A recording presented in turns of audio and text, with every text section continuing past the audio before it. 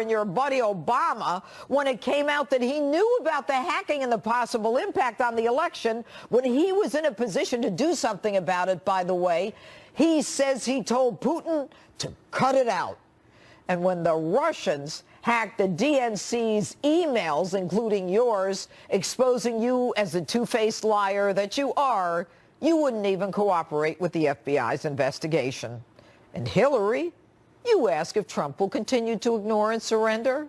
Honey, ignoring and surrendering was when you and Bill sold 20% of our natural resource uranium to the Russians with a payback of $145 million to your foundation and $500,000 cash in your hubby's pocket. You surrendered one of our most important natural resources used to make Molly 99, the essential element in nuclear medicine used to diagnose and treat 45 million people a year. And you want to criticize Donald Trump? Unlike you and Bill, Donald Trump can't be bought. And you ask, will the president protect our country? He's not like your philandering husband who gave billions to Kim Jong-un's father to not build a nuclear weapon. That worked out really well now, didn't it?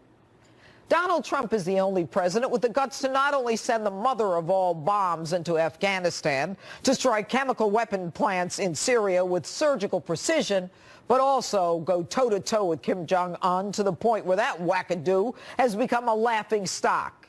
And unlike Obama, who reduced our military every chance he could, Donald Trump has committed $700 billion to rebuild our armed forces so that he can protect the country that your husband and your comrade Barack made more vulnerable. So if you're so convinced the Russians are still coming, why didn't you do something about it when you were in office instead of being the cash receptacle for every corrupt Russian looking to bribe you and make money in this country? Hillary, it's got to be tough being you. You used all the money you illegally took from foreign powers to create a false dossier against Donald Trump. You got fed debate questions, deleted 33,000 emails, and yet you still lost to someone you say isn't fit to be president. I got an idea, honey. Since you're so good at selling uranium to foreigners and our enemies, maybe you can buddy up with your Clinton Foundation friends to sell the rest of our uranium to the Russians. On second thought, just get back into the woods. And that's my open. Tell me what you think on my Facebook page, Twitter, and Instagram, hashtag Judge Jeanine. And to our other big story tonight, Attorney General Jeff Sessions under fire by President Trump again. And now 13 Republicans have asked the AG this week to appoint a separate special counsel to investigate the FBI and the Department of Justice. Congressman Lee Zeldin is leading the charge, and he joins me now along with Congressman Ron DeSantis. And thanks to both of you for being here tonight. All right, Congressman Zeldin, and the first thing I'm going to ask you is that you sent a letter to Attorney General Sessions, and you said what we want is a special counsel. Attorney General Sessions says, no, I want to have the IG take a look at this. The president wasn't much too happy, and you weren't happy. Why? Well, you can't expect the DOJ and the FBI to investigate themselves. If you want to find misconduct, well, while everyone tries to put the president and his family through hell because they won an election, that's why there's an investigation going on, even though there's no evidence of any crime. If you want to actually get to misconduct, we look at the FISA abuse, the how and why the Clinton probe ended, the how and the why the Trump-Russia probe even began. There's all sorts of evidence of all different kinds of crimes. Okay, what Jeff Sessions, the Attorney General, wants to do, and Mukasey agrees with him, is to have the Inspector General do it. Now, he's not part of the DOJ or FBI, is he? I think there's great value added with the Inspector General doing his work and being able to get access to all sorts of different documents and bring additional facts to life. But you're going to need a special counsel in order to hold accountable. This isn't just about transparency. It's also about accountability. There are individuals who are at the highest levels of the Obama DOJ and the FBI who are responsible for a FISA abuse, for example, not telling the FISA judges that the DNC and the Hillary Clinton campaign paid for that dossier, that unverified all right. dossier. We know what the abuses are, and I couldn't agree with you more. But the question that I have, and I'm going to go to Ron DeSantis on this, is the president comes out, he says, I want a special counsel. And the attorney general says, no, I'm going to have the IG do it. President says, wait a minute, IG takes too long. He's behind schedule right now with what he's doing. And the IG has no prosecutorial powers. And yet there are some people who are agreeing with him. And I'm not sure what Devin Nunes's position is on this. Are you? Oh, I think Devin Nunes is supportive, like we all are, of appointing a special counsel, because just think of what we've uncovered in the last 7 or 8 months with this investigation. I mean, you have people like Comey, who testified before Congress that he didn't make any judgments on Hillary's case until the very end, and now we know they wrote a memo exonerating her 2 months before. We know Comey leaked memos, one of which at least had classified material. We know Christopher Steele probably lied to the FBI. Okay. We know Peter Strzok and Lisa Page. So here's the thing, Judge. There's more basis to think that criminal statutes were violated with those individuals, then there was a basis to appoint a special counsel for Trump-Russia collusion. So do we have equal justice under law? No, or but does Jeff Trump said, get... Ron, Congressman, you know I love you. I admire everything you're doing, both of you. You come here, you talk to my viewers. We keep saying Jeff Sessions has to do it, and he won't do it. And in a show of support, Jeff Sessions goes out with Rod Rosenstein after the president tweets in a show of, solid unification, the two of them. What are we going to do? The president's not going to get rid of Sessions because he doesn't want to go through another thing like he did with Comey. What's going to happen? You have 535 members of Congress. We sent a letter this week that has 13 House Republicans signing the letter. It is important for more members of Congress to get behind this effort, for more people amongst the American public demanding this type of accountability. While we are taking care of, there are individuals, while the president's hand was on the Bible taking an oath of office, the inaugural parade route was lined up with people calling for his impeachment right away. Right. They have pledged to oppose, obstruct him on everything and anything, saying you can't work with him because if you work with him, that's legitimizing his presidency. So they're putting the president and his family through hell with no evidence of any crime. The American public needs to demand a second special counsel. Yeah, well, tell them who to write a letter to, because there's like 2.5 million watching now. Congressman DeSantis, let me ask you this. Even the president didn't go as far as you guys to ask for a special counsel. He was kind of modulated on this, saying, why not just use Justice Department lawyers? What did you think of that? Well, look, I would rather have that than the IG, because a Justice Department prosecutor could at least bring criminal charges against people who violated the law. And if the evidence is there to do that, that is something that needs to be done. The reason why I think a special counsel is preferable is because at the end of the day, bureaucracies defend themselves. And I think it's much more difficult to put somebody in DOJ in that position to investigate high-ranking people in Justice and FBI. If you got someone from outside the swamp that didn't have any allegiance to this, I think that individual could come in, call balls and strikes, upset the apple cart, and finally people would be held accountable. So that's what we have to do, and I think that's what the American people want after watching all these many months of all these facts spilling out. Okay, and you know what is frustrating is this guy Horowitz, the Inspector General, Congressman Zeldin, is worked with Jim Comey. In fact, I think he worked under Jim Comey in the Southern District. So what we have is, even in with this Inspector General,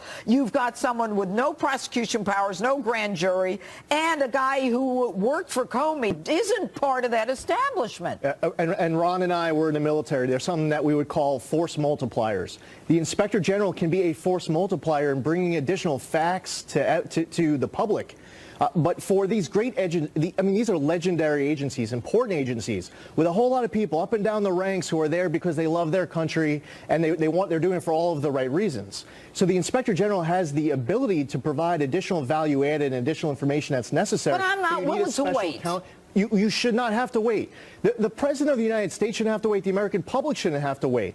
Okay. So you have Ron DeSantis, Matt Gaetz, Jim Jordan, Mark Meadows, Louis Gohmert. There are a bunch of members who are leading this charge. And my viewers so admire what you're doing. At least you're talking about it. Ron, you're running for the governor of Florida now, correct? That's right. Okay. So you're going to be gone at some point, right? So what can you do, or what do you expect to be done before you leave? Well, that's why I think a special counsel, I mean, not that you'd have a charge tomorrow, but the Congress has done a lot of work. There's a lot of fact pattern that's been generated, and this counsel can take that, and then they can present that information to a grand jury. The IG is going to take a long time, issue a report, and then at that point, we may be 1 or 2 years down the road. So if you at least start it now, we have a hope of getting some accountability in the very near future. And there's a lot of facts that have come out, Judge. Yeah. This is not starting a case from scratch. There's been good work done in the Congress, and now's the time to seize that initiative and enforce the law as written. The very good point. And there has been a lot of good work by, FOIA, congressional requests. But I think the American people see the dragging by the FBI and DOJ. All right, Congressman Zeldin and Congressman DeSantis, thanks so much for being with us tonight. And Governor Mike Huckabee, Street Justice from CPAC, and more are still on deck. Plus, Robert Mueller continues his wild Russian goose chase, but the real foreign influence in today's elections have been ignored for years. J. Christian Adams is standing by with information you need to hear. That's next as Justice rolls on. Welcome back to Justice. My next guest believes the real foreign influence in our elections has been ignored by the Department of Justice for years. Former Department of Justice whistleblower J. Christian Adams joins me now to explain. All right, Christian, thanks so much for being with us tonight. Now, when our government says illegals don't vote, and they tell us that all the time, is that a lie? Well, it's certainly not true, because I can give you name after name after name of foreign citizen in Virginia, Pennsylvania, New Jersey, Texas, all of whom have been casting ballots, usually in presidential elections. Okay, so that is illegal, correct? Multiple federal felonies and misdemeanors, at least 9 years in federal prison when an illegal or a non-citizen registers and votes. All right, so explain to my viewers how an illegal can register and then vote. How does that happen? It's the honor system all over the country because of motor voter. When you go to DMV, all they got to do is check a box and say they're a citizen, and they get on the rolls. Sometimes, Judge, I've got stacks of voter registration forms where people actually say, yes, I'm a non-citizen, and they still get registered to vote. Okay. All right. Now, foreigners, by the way, how do you find this out? I just ask. I use the motor voter law. Like we just sued Pennsylvania this week to get the data, but I went to Pittsburgh and I got the data. I got records. They're right there, public records. You get them. These are people who self-reported, and that's the issue. We only know the ones who turn themselves in. There's tons of them already still on the rolls that didn't turn themselves in. Okay, now I recall speaking to you in the past, and I recall you're saying that there were more registered voters in one county than there were actual people living in the county. One county, try 160. There's 160 counties with more people on the voter rolls, at least 160. The number's probably higher than actually live in those counties. Okay, so is this a result of the, do any of them vote in the names of dead people? Absolutely. Just had a trial in Broward County this year, sued Broward County. And, all over Broward County, you have dead people on the rolls. We have a case in Texas. We have a case in Pennsylvania where you're finding people who've been dead sometimes 20 years. One person died in 1946 in one of our cases. He's still voting. Well, he was still on the rolls, and there are dead people who vote. That's correct. All right, so why aren't these voter rolls cleaned up so when someone dies, their name gets taken off the book? Well, part of the problem is motor voter. Remember in '93, that was a Bill Clinton top priority, and motor voter restrains the ability to clean the rolls, but it makes it easy for non-citizens to get on our American voter rolls. But, Judge, what's happened in a lot of places is dereliction of duty. Election officials aren't doing their job and getting the rolls clean, and then they don't prosecute voter fraud when they find out about it. Well, I wondered about that. And wasn't the president trying to... I can tell you firsthand that you had this... Look, there are a lot of people who get a lot of money whose job is to deny voter fraud occurs. They are voter fraud deniers. The Brennan Center for Justice, Soros-funded. Advancement Project, Soros-funded. Demos, Soros is funding all of these organizations to tell you that voter fraud's a myth, to lie, to hide, to trick the American public into thinking it's the return of Jim Crow to even talk about it. Yeah. They're not telling the truth. It's real, it's out there, and it needs to be dealt with by the Justice Department. Okay, so while we've got Mueller going after Russia, and their interference with our election, the truth is that there are illegals voting, and that is certainly foreign interference that is going unprosecuted across the country. I have personally sent the Justice Department bow-tied packages of easy prosecutions of non-citizens who've been voting in elections in Virginia, in Pennsylvania, in Texas, and for eight years during Obama, and so far, they've done absolutely nothing about it. Oh. It's an easy prosecution. It's the real foreign influence in our elections. Okay, I'm going to ask you really quickly. Inspectors General, you worked in the Justice Department. Are they political animals? Absolutely. I was very intimately involved in one Inspector General investigation. And I can tell you that the political animals inside the IG's office edited the report significantly about the misconduct in the voting section at the DOJ where I worked. They edited the final draft to make it look like it wasn't as bad. Sad stuff. All right, J. Christian Adams, thanks so much for advising us on this. Thanks, Judge. All right, and if you missed this year's CPAC, I'll take you there for some street justice coming up. And next, the panel is primed and ready for action. Katrina Pearson and Jose Aristimuño standing by for a fiery debate. Justice will be back in a moment.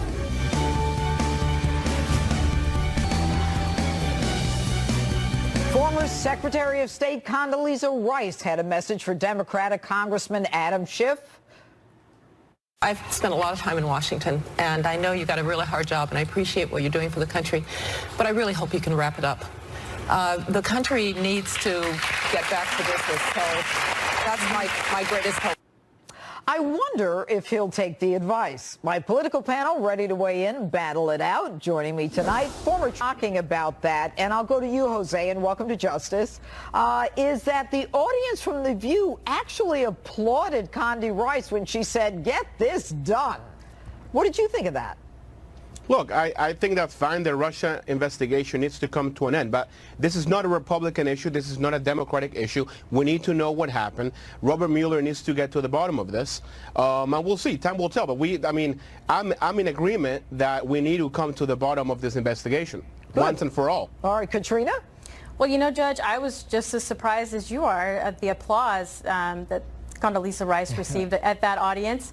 But I think he should take notice, and I think he is definitely trying to find a way out of this, because it seems the further this investigation goes, the more closer it gets to the Democrats being involved. And, you know, it's not a partisan issue when it comes to influencing our elections, but this, however, is absolutely a partisan issue. This is something that was launched with the intent to silently overthrow the sitting president of the United States because they were unhappy with the outcome of the election. All right, Jose, you know, you were a press secretary, I mean, for the DNC, deputy, whatever. And, you know, so now we find out that the DNC and the Clinton campaign paid for a dossier that the head of the FBI, James Comey, said was unverified and salacious. And the truth is, you're not supposed to go to a judge without corroborating evidence to get a FISA warrant. How do you cover that up? I mean, how do you explain it? I mean, this is not about covering anything up. The fact of the matter is that the Russians were in communications with the Trump administration.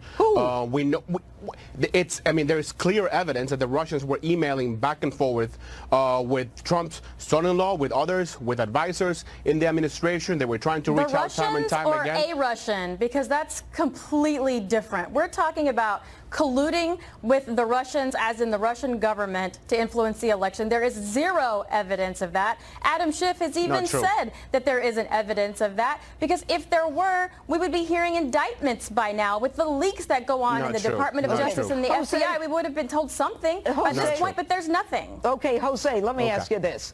13 people have been indicted by Robert Mueller.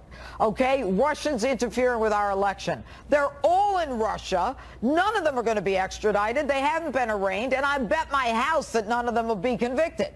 So where is the not true. Not with the Trump administration. $145 million for our uranium? Are you kidding? Okay, let's not. I mean, don't get me started with the Trumps and all the business that they do with the Russians. You do? Tell me about it. Hit me.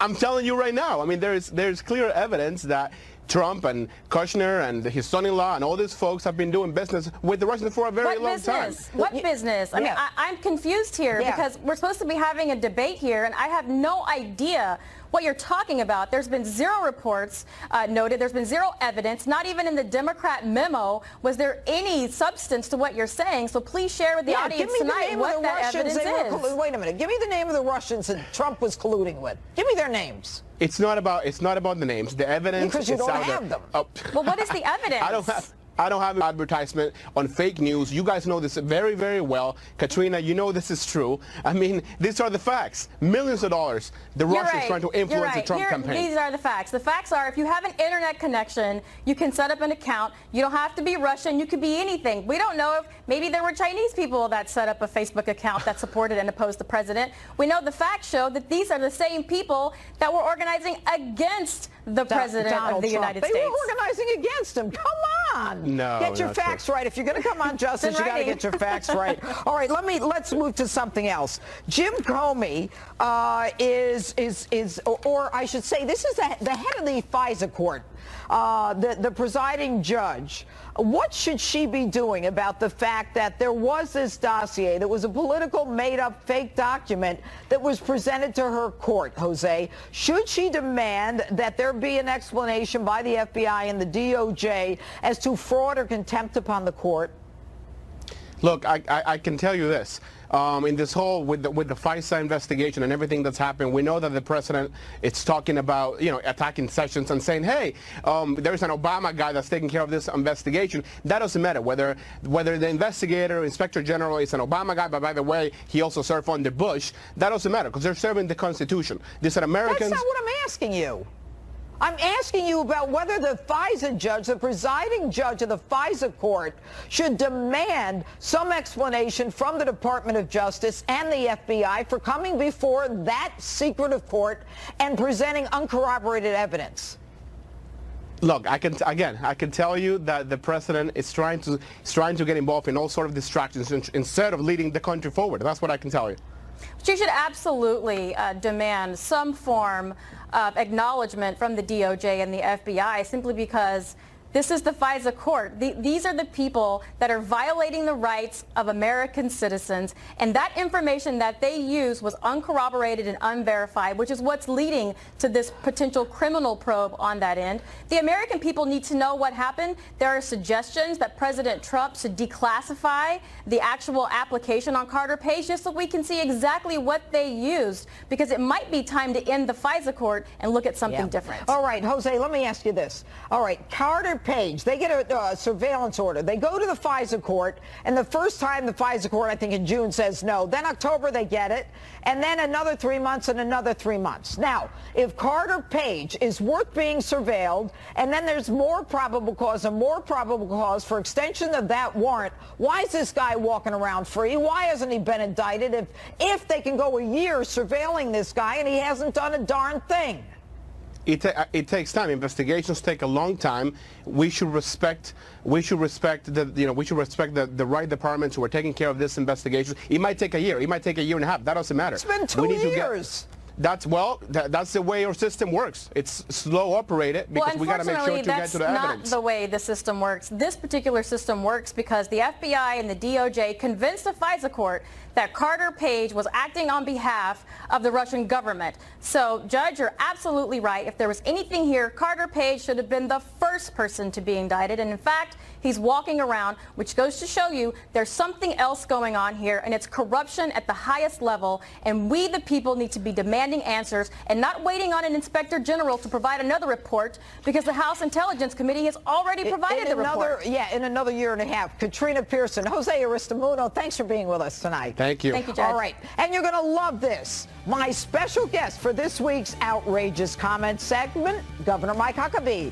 And you'll hear his take on all the craziness this week from Joy Behar, Chelsea Handler, and the lot of them. Don't miss this. It's up next. The crazy just keeps on coming from our friend Joy Behar. Here's her latest attack on Republicans. Take a listen. There's this like penchant for Nazis now, you know, with Charlottesville and the Neos, and they're good guys on both sides, and now Marine Le Pen. It's like a lot of the people in the Republican Party that I remember, Bill Buckley, who fought in World War II, you know, Bill Kristol, those people who are so anti-Nazi are appalled by what's going on right now within this party. And that's just one of the most outrageous things I heard this week. Joining me now with a reaction to that and much more, former Arkansas governor and Fox News contributor Mike Huckabee. All right, good evening, Governor.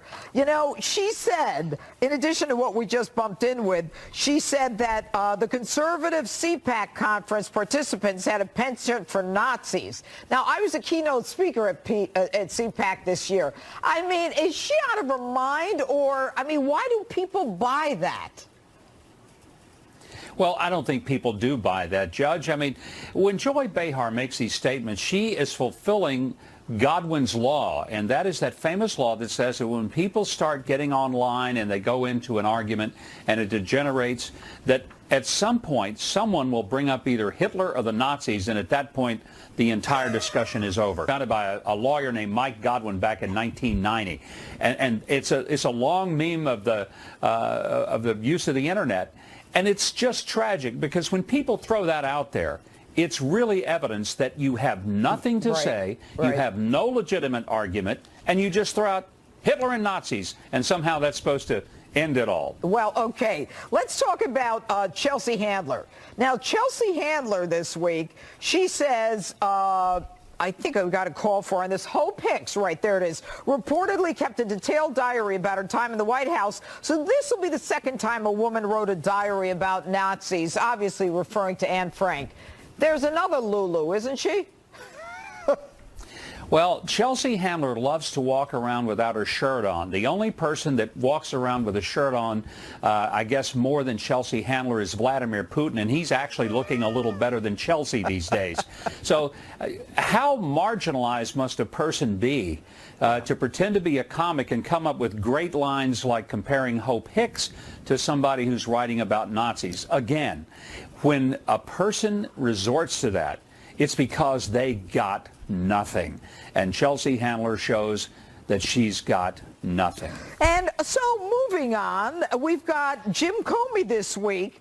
And, you know, I call him what the FBI called him, a lot of the guys behind his back. They called him Cardinal Comey because he was so much holier than thou. And he's got this tweet saying, Lordy, this time there will be a tape. Audio book almost finished. Obviously referring to the fact that the conversation with the president was it or was it not taped. Now he's writing a book. What do you think of that?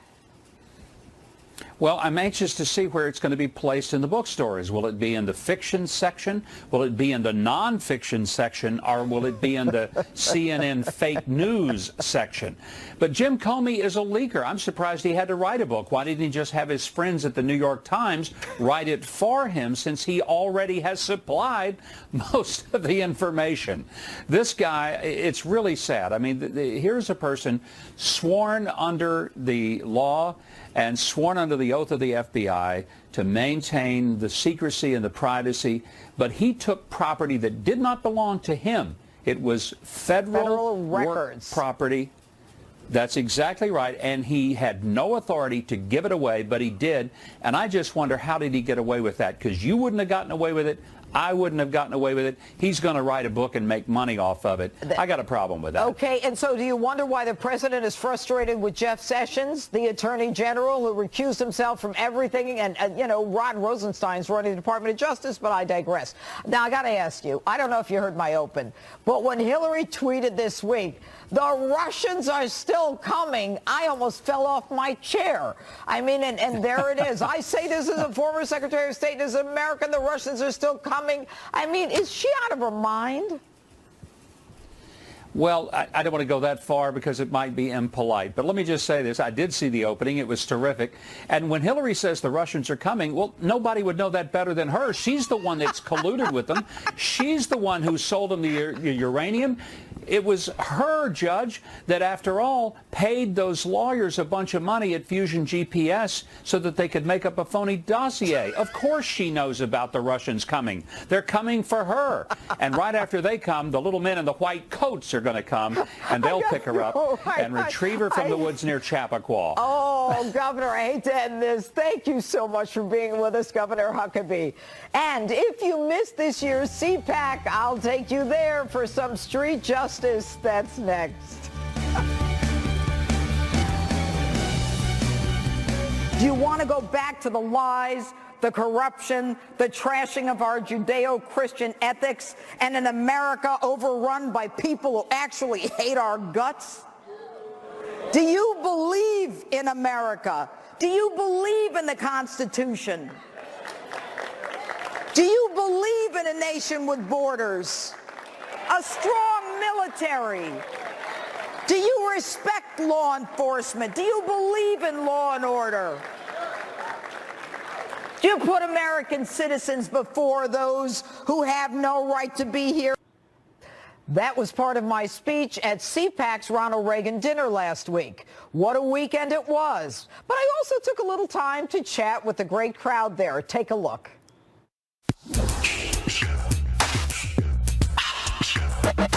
So here we are at CPAC. Nice hat. Thank you so much. Where'd you get that? Party City, and then I made it great again with a sticker that says Trump 10. Does it come in a bigger size?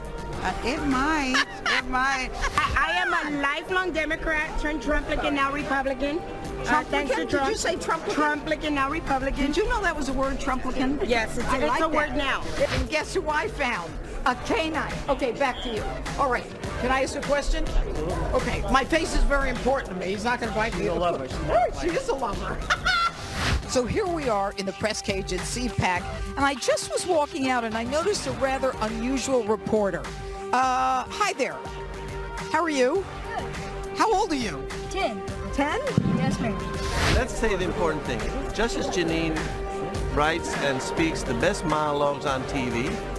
She prosecuted Hillary. I didn't tell him to say that. I didn't tell him to say that. I really didn't. So what drew you to politics?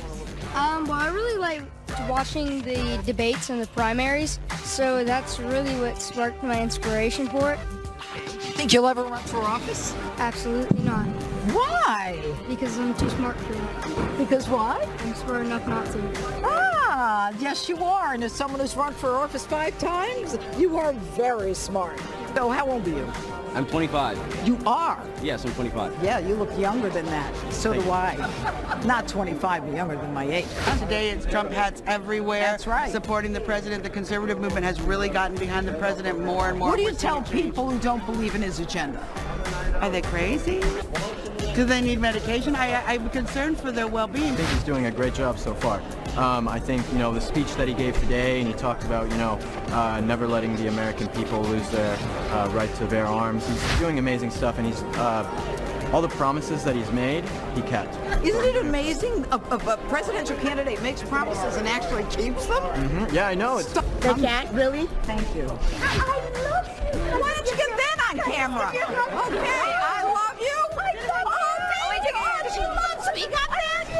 How do you feel when you go back to school and there are so many young people, millennials, who are so anti-Trump? It's a little discouraging, but I'm actually my college Republican chair at my school. So, of course, I got to be confident in what I believed in, and I have to go out there and, show people that there's a different side of things. And I think a lot of people like to give a stereotype against Republicans or right-wingers or conservatives. She's really good. I like her. Zoe, what do you think of Donald Trump? Give him a kiss. Zoe, what do you... Is that the Pledge of Allegiance? Do it again. Do you put your hand on your heart when you do the Pledge of Allegiance? I love you. I love her. What's with the message? It's in my way. I know, exactly. We'll be right back. Finally tonight, don't forget to friend me on Facebook and follow me on Twitter and on Instagram at Judge_Jeanine. And you never have to miss justice. If you can't watch, just set your DVR. And go to my Facebook page to see my dog, Sir Lancelot, who's in Florida right now waiting for me. I'm on my way, Lance. Anyway, thanks so much for watching. I'm Judge Jeanine Pirro, advocating for truth, justice, and the American way. The Greg Gutfeld Show is next.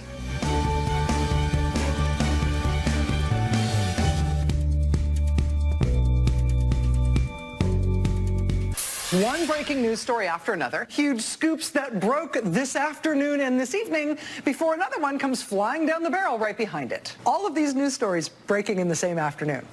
This is all one day of news. Let's keep going. Before the big news scoop tonight, here's the scoop. This strikes me as a big scoop among big scoops. Yeah. We have a little mini scoop tonight still coming up. A scooplet, a scoop mini. That's coming up. Here's a scoop. You're my favorite person.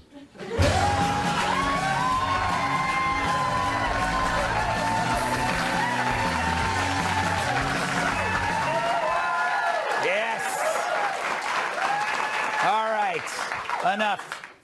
The big news this week, Donald Trump announced his plans to run for re-election. Why is this big news? It's 980 days away. I told you. That, my friends, is hilarious. I mean, who didn't laugh when they heard that? 980 days away. The guy just flipped off the media, the entertainment industry, academia, and everyone who does yoga in the park. You know what he's doing? He's getting you to think beyond the sale. You know, forget this collusion business. Let's talk about 2020. You know, real estate agents, they do this all the time. You know, they show you the basement and they say, you know, this is perfect for your pool table. Or perhaps that shrine to Lou Dobbs. Mine is built out of hamster skulls. The trick is to talk to you as if you've already decided to buy the house. And Trump's talking to you the same way about the White House. You know, I can already see the campaign ad. Ready to make voting for Trump great again? 45 returns for 2020. The perfect vision that will crush your face. It's the resurrection of the last election with a jacked-up agenda, including doubling the height of the wall, establishing the extreme Supreme Court, all decisions made while skydiving, and funding the all-new Department of Time Travel, featuring SEAL Team Rex. Plus, rallies on every corner with fireworks, face painting, and fights. And the best part, everyone with a pool gets a free shark. And to all you delegates out there, the first one on board becomes ambassador to Jupiter. So vote Trump 2020, the perfect vision that will crush your face. Pretty powerful stuff. So how will the Democrats respond? Is it going to be Oprah? Is it going to be Liz, Kamala, Bernie? Or is it going to be someone surprising, an unknown, who shows up at the last minute to save the day? USA! Tired of America always winning and need a timeout from all this testosterone? Then meet Reginald von Clutterberg. He's young, educated, and does a lot of cardio at the gym. And he knows what Americans want, like more kale, more man bags, more man buns, and a really quiet place nearby where you can work on your screenplay about your 6 months abroad. Unlike other candidates, Reginald von Clutterberg will make the most of his executive time by crying into a pillow.